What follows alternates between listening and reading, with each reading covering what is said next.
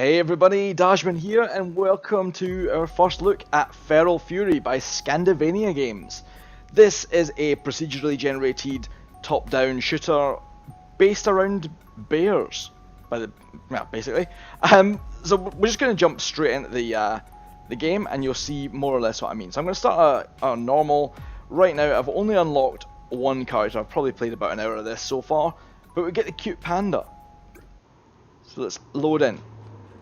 So right away you'll see, if you're familiar with the Binding of Isaac, you will recognise this kind of layout right away. It definitely has an awful lot in common with, I would say it's probably heavily influenced by Binding of Isaac, and there's definitely nothing wrong with that. The controls themselves feel pretty solid. You always aim where you want to. The only concern that I've got is with the automatic target finding. It's not always perfect, but we'll get to that in a minute. So let's just show you the combat. So full Isaac style, you jump into a room, enemies are there, you kill them, and then once you're done, doors open, you can leave. Standard stuff. And as I said, the controls do feel pretty nice. The only problem is these blue orbs that you can see me collecting. The biggest complaint that I've got about this game is that they disappear really quickly. This is a weapon room. If I had a blue key, I might be able to get another weapon there.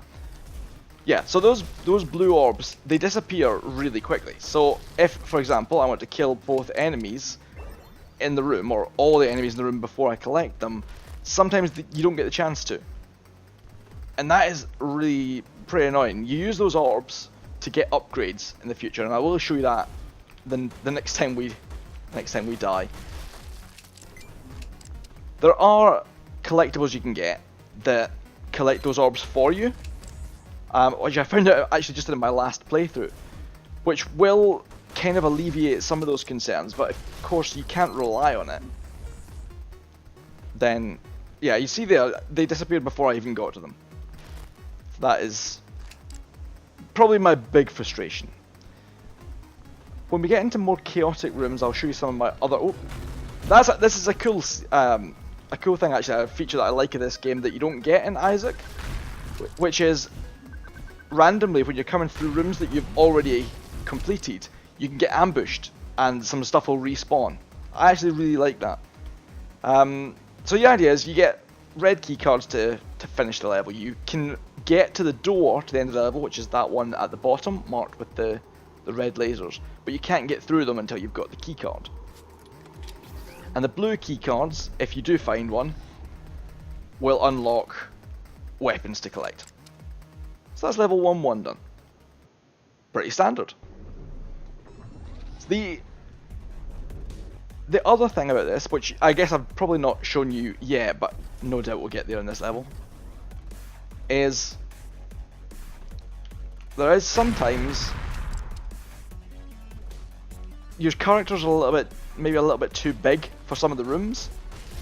There's a lot of detail crammed into the sprites, and sometimes because of the size of it and the size of the rooms in comparison with you, it feels like it's sometimes unavoidable. You're going to take damage. Sometimes that's a... Excuse me. I didn't actually mean to exit the room there, so let's call that a minor gripe as well. Yeah, so sometimes you'll be in a position where it's not physically possible to avoid damage just because your character is so big. You can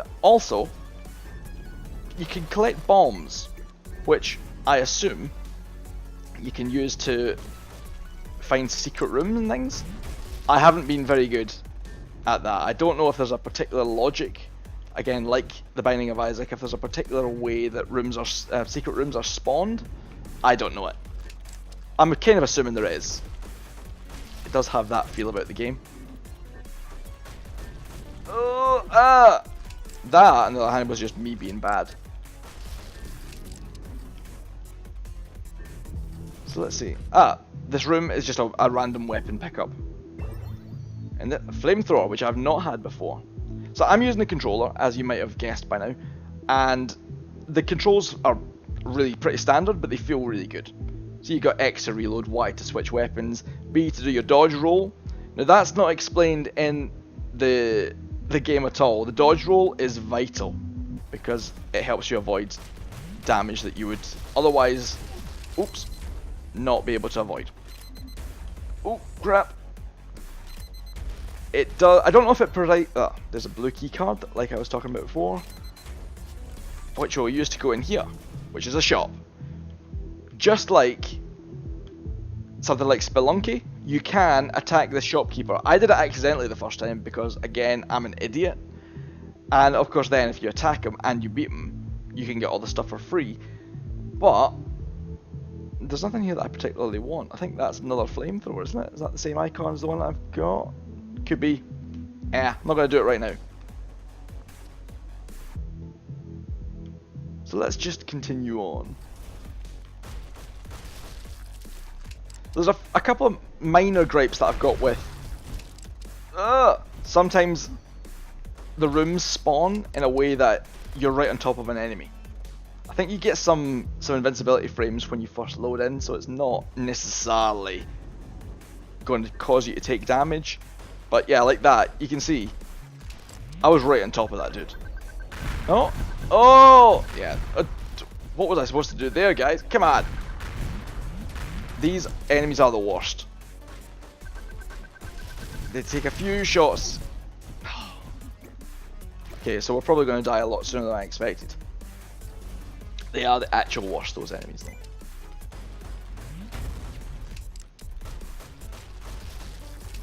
So I think I can. The more that I play this, actually, the more I start to understand it. At first, I was just like, it's not. Again, I'm comparing it with like big established studios doing Binding of Isaac or Enter the Gungeon and something like that, which is probably the two games that I think they would prefer we drew comparisons with. But the more I play it, the more I think maybe Rogue Legacy is a big factor as well. This I only found in my first playthrough a couple minutes ago. The coins that you collect through it, you can throw them into this pit, and you'll either get a blessing or a curse for the level. So let's just see. I think it's 3 coins. No? We're going. There we go. Oh, increased recoil. The last time I got slippery floors, which meant I just kept sliding anytime I moved. So I don't think it's going to affect the pistol too much, the recoil, thankfully. Ooh! Get out of my sight! Jeez. Yeah, that's a good example of a room where I just actually could not get to those orbs before they disappeared. And that, I find, is probably the biggest problem in the game. Because you rely on those orbs so much in the future play, or in future playthroughs, it's a bit mean to have them on a time limit. Oh, we get ambushed again. Oh, no! Thankfully they can kill each other. That's helped me out a couple of times so far. Are we going to get to them? Yes, we did. So we still need to find the... Oh, this is a room that it scared the hell out of me the first time I walked in. But it gives you an all stats up, which means you move faster. I think you do more damage. I don't know if things like luck are improved, but we've not got the key yet. We can't get there. Oh yeah, I felt the recoil there. That definitely affected me. Oh, yeah, recoiled myself straight into that enemy there. Oh come on, man.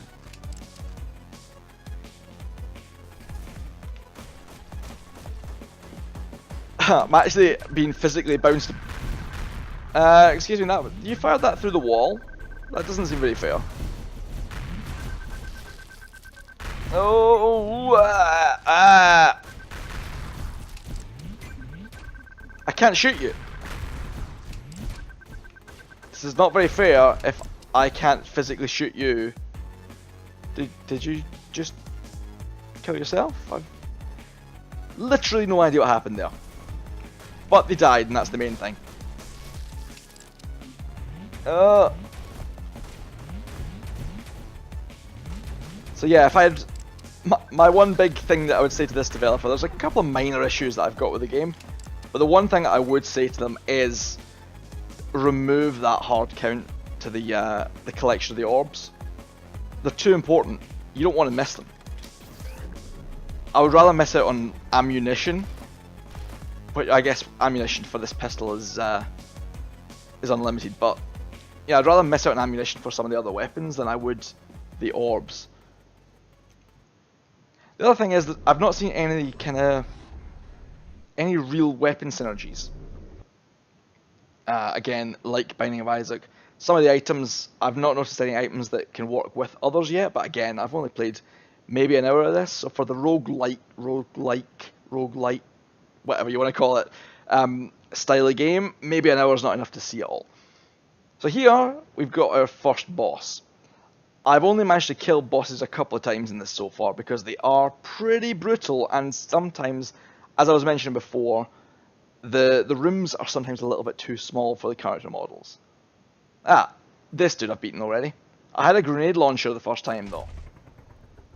So he attacks down the two sides with his fists.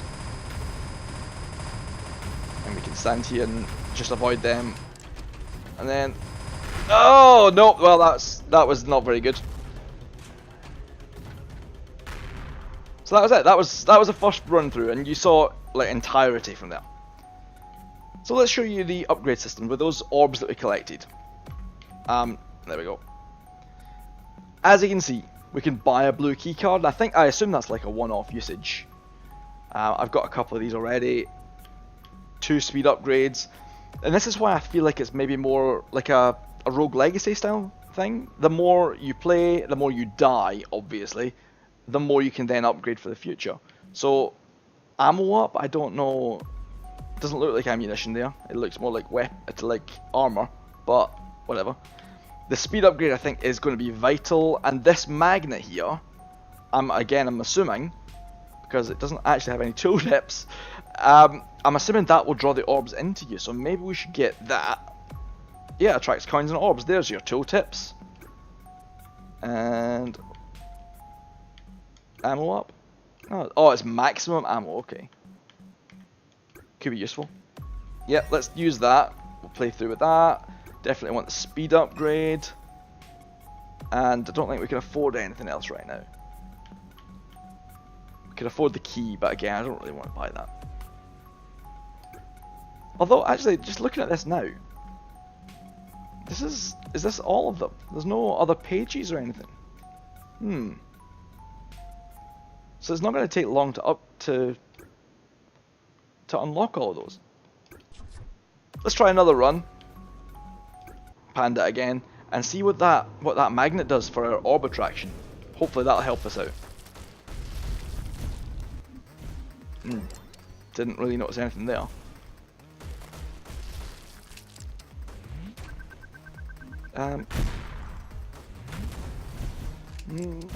He didn't even leave any orbs, I guess because he died on top of a...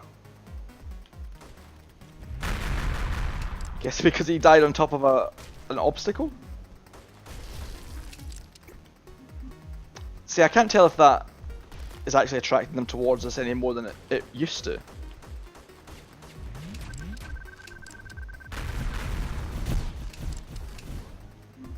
Ugh. So you might not, if we are doing proper Rogue Legacy style, it's entirely possible that you're not actually going to be very good at all, and it could be intentional. Maybe you're not really supposed to be able to beat the game properly until you've unlocked everything? That seems a little bit silly. This is where we'll find out if we can attract the orbs any more than usual. Oh yeah, couldn't reach some of them. That is a room that, like, that's where I first noticed the problem with the orbs. If you can't actually get to them, you just lose them, and that's not very fair. Let's continue. I don't have a blue key card. I don't have a key either. The key is another thing that you can buy, but I don't know what's in there. I don't want to buy a key if I don't know what it's for. So the map generation, so the actual the procedural generation, the rooms, and the levels overall seems to be pretty solid. I've seen some duplicated rooms so far, but not in a way that makes me think, oh god, I'm going to see the same content forever. So that's great. The only downside is the map. Sometimes the map's not that obvious. It's maybe a minor issue, but it's not clear sometimes which rooms connect to which. So you'll be sometimes the map will have the two rooms next to each other, but there won't be a connecting door. And again, comparing it with The Binding of Isaac, just because I love the game so much, it's like, why not just have every room connect to its neighbours? I don't know why you would do that unless you're trying to just artificially extend playtime, and that would be stupid. Oh, big room. Yeah, I have to say I'm a little bit disappointed with this magnet that we just bought. Not quite as effective as I'd hoped it would be. Oh, Jesus. That was interesting. What have you got for me? Assault rifle. Sounds good. Oh yeah, this is another thing that... Ooh. That was actually... We'll cover two issues there. The first one was... I've completely lost my train of thought there. Absolutely losing my mind. So let's just cover the second of the two things that I was talking about. The problem I have, or the problem that I have had so far, is the special weapons that you pick up. They are so much more powerful than your pistol that you're a little bit too good to use. So the bosses themselves, you need to save your special weapons for, or they're nearly impossible to beat. And that's sometimes because you don't necessarily get to the bosses on every playthrough. It means that you never use the weapons.